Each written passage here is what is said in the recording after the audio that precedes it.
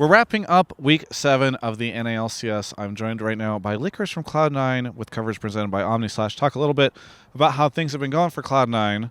So let's get the tough stuff out of the way first. You guys lost yesterday to CLG, who some were arguing worst team in the league. But then you won today, so we'll talk about that. But first, let's talk about the CLG thing. What went wrong in that match?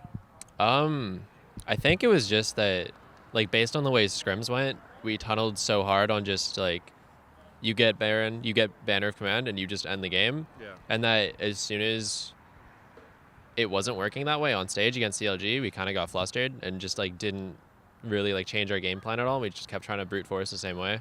And it just, like, wasn't going to work against their team comp. Yeah. I mean, we went over the game, we reviewed it. I don't think that will happen again, so I'm not too worried about it. Like, obviously, it sucks to lose, especially when you're up that much gold, but I don't really see it as a problem. Yeah. One of those best of one situations, I guess, where a new patch hits and then, game doesn't go how you expect and it's hard to kind of recover. Yeah, I could say so. Yeah. Now, it's interesting you brought this up. So this weekend I've been kind of trying to ask a lot of the different players what effects they think that the patch had, because it's kind of like this patch hit, and then we start to see, like, you guys lost, Echo Fox lost. It's sort of like, how much is the patch affecting? Dardoch was telling me he doesn't think it's that big of a deal because most of the game has stayed the same, especially the early game. A couple changes here or there. Do you feel like it's had a big effect for you guys, especially since you said it was kind of a distraction yesterday? Like, I don't think the patch itself, like, changed the game in a huge way. It's just, if you focus too hard on, like, specific things that got changed, then you can kind of just, like, mess yourself up in game. And, like, that's something to look out for sure. But I don't think the game itself changed that much. So let's talk a little bit about this game against the Golden Guardians. How do you feel about them? Because I feel like they're a rising topic of conversation as they continue to do unexpected stuff like beating Echo Fox. But yeah, how do you feel after playing with them? They seemed pretty good. Contracts got a lot going in the early game, and they weren't really able to capitalize on it. But, like, they had a good early lead in the bot side, and they got, like, a lot of dragons with it. They just weren't able to turn it into, like, a real advantage. So I think they could actually look pretty strong. What was it like facing off against Lorlo? I mean, it's Maokai versus Cho'Gath. Like, The battle of the century. I got the banner first, so Yeah. I pushed him with my banner. Like, I can't really say too much about that. Yeah. It's just that top lane life, I guess. Yeah. Now, how confident are you in Cloud9's position right now? Because it does feel like we're starting to see some of the other teams start to rise up a little bit. You and Echo Fox, who I think both people felt really solidly about first and second place. You guys have lost some games unexpectedly recently. So how do you feel about sort of Cloud9's position at this point in the split? I think we're doing fine. I mean, us and Echo Fox, I think I saw earlier on the stream that we're the only teams locked for playoffs right now. Yeah. So, I mean, we're both still doing well in the standings. I think we are up 2 games from the third place team. So we have a bit of a cushion. I'm not too worried about, like, our standings going into playoffs or whatever. I think we're all trying to, like, start focusing on playoffs more as well. And, like, while we've been dropping games, I think, like, all our problems, at least on Cloud9, are, like, fixable for the most part. So I don't really see us having very many issues. Yeah.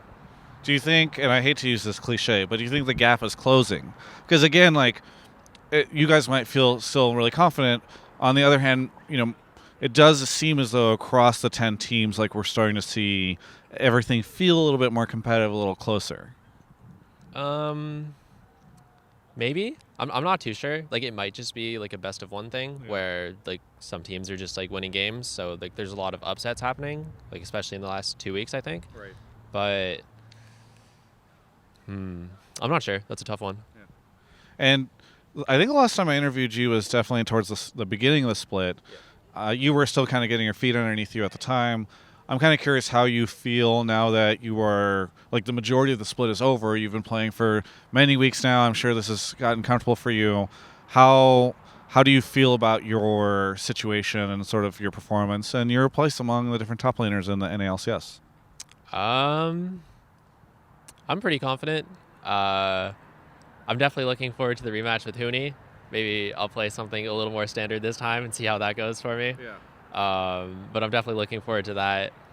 with everyone else, I don't think there's really been any top laners that I've really struggled against. So I feel pretty good about like how I'm doing and everything.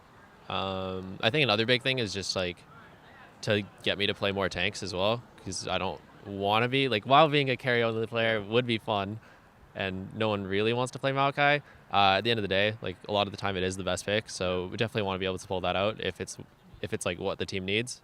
So just like getting like a more like balanced kind of play style would be good. But apart from that, I think I've been doing pretty well.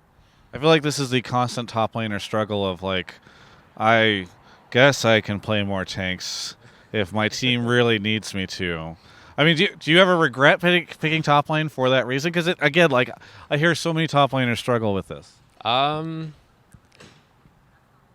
It's something that happens. It kind of happens in every role too, where like Smoothie hates Braum, but like a lot of the time it's just like, yeah, Braum's really good here, so suck it up.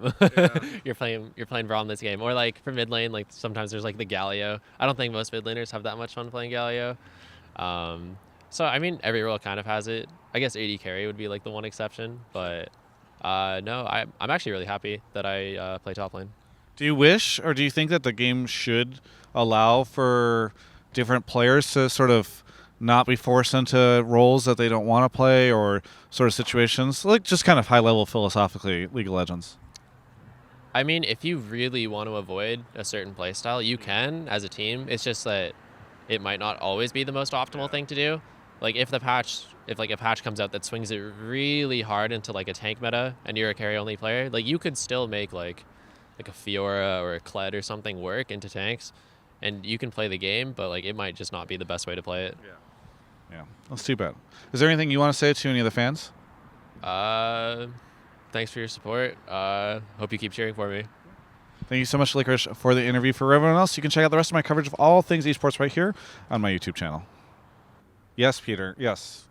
The money's in your account. I know. Yes, the whole 20K. Yes, I realize. Yeah. Okay, I'll talk. Oh. Listen, I need you to subscribe to this YouTube channel. Costs of production are going up dramatically. I can't get into specifics because I'm now under an NDA that a pro player made me sign, but the costs are pretty high. So thank you so much to OmniSlash for making this happen, and please subscribe because it's getting tough.